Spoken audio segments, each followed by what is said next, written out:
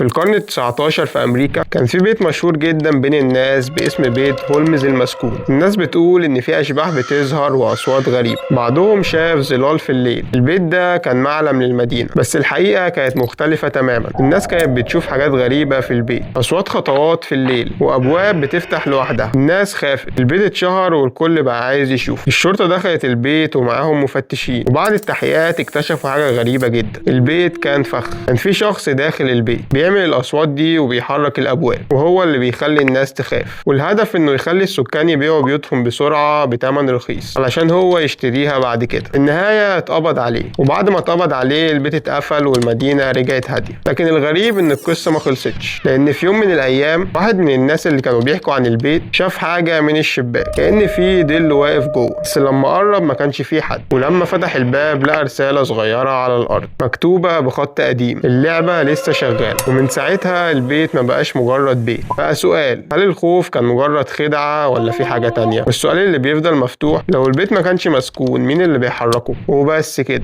اما لو عجبك النوع ده من الفيديوهات ما تنساش تعملنا لايك وفولو وسبسكرايب، وشارك الفيديو ده مع صحابك علشان يجيلك فيديوهات اكتر قريب.